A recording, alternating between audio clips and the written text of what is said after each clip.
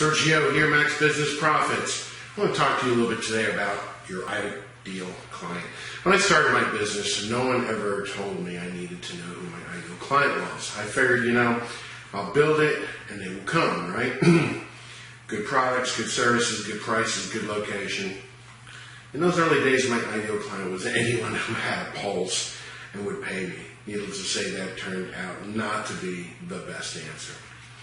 Do you know who your ideal client is? That perfect person or entity you enjoy doing business with. Here are some questions to help you sort out who that is and why it matters.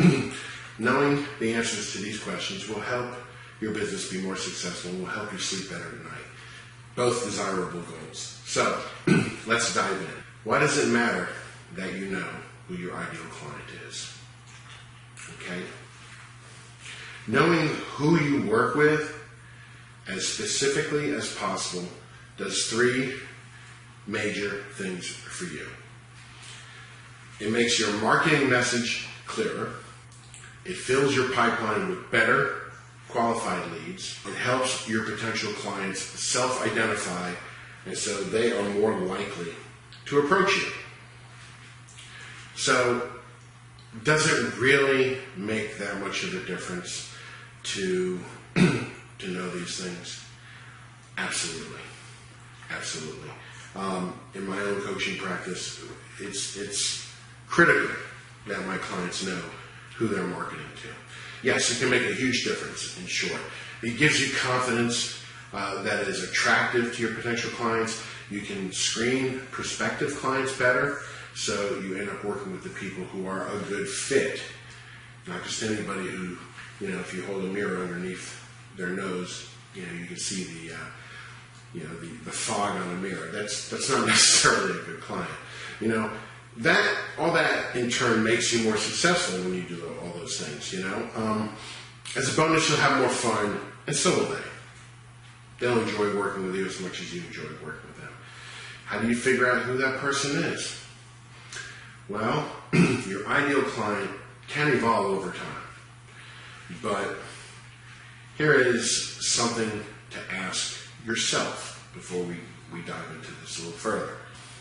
If you think back, perhaps, to a customer service experience you personally had recently.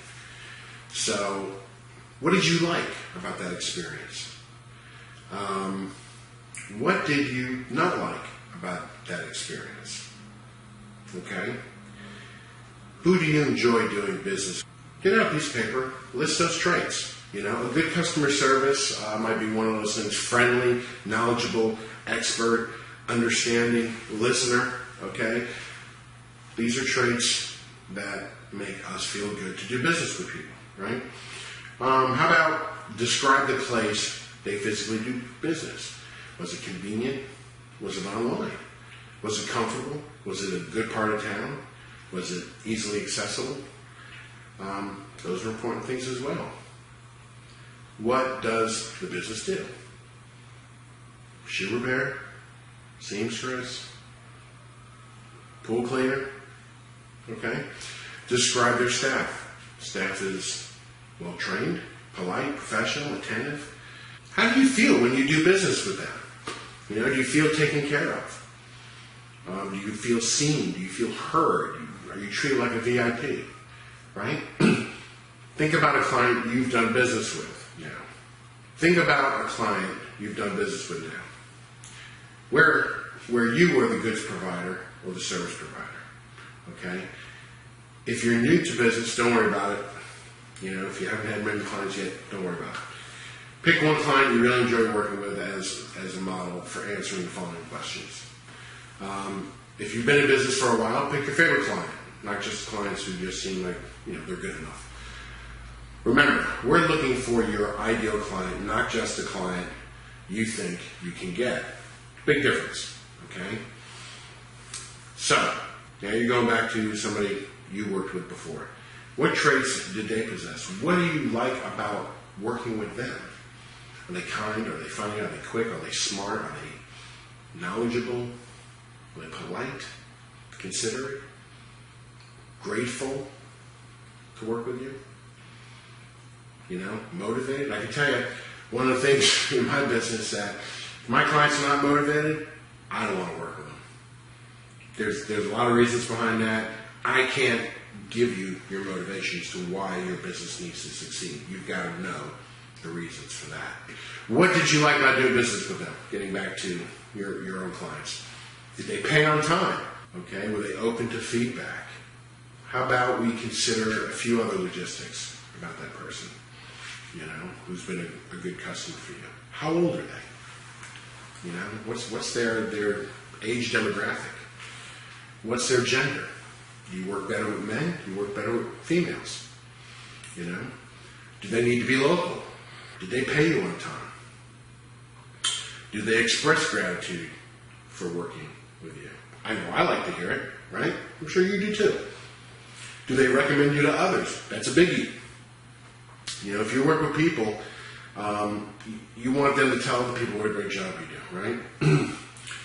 Where do they hang out? Where do they go? Online and offline. Okay? What do they do in their time off? Do they like to sail, horseback riding, fishing? What kind of car do they drive? What picture now is being developed here? What picture is emerging? Okay? We call these pictures avatars. They represent your target market or markets. You'll find that once you have this, you'll spend a lot less time chasing time wasters and closing more deals. You know, in Max Business Profits, we put a great deal of emphasis on this process. And though the list above is by no means complete, we can certainly help you spot trends, patterns, or simply the best demographic for your target market. Successful people ask better questions, okay? And as a result, they get better answers. Just took you through some of those questions you might want to ask. But if you want to learn more and you want to really delve into this, and you really want to figure out who is your perfect customer, click the button below, get a complimentary 30-minute session with me to discuss those challenges and any other challenge in your business. And let's see if we can kind of focus in to that bullseye for you. As usual, I'd like to leave you with a quote. And that quote is, "The price of ignorance in business is obsolescence. Obsolescence in business, in short order, means extinction." That one's from Tony Robbins. Sergio, Max Business Profits, and looking forward to seeing you on the other side. Thanks.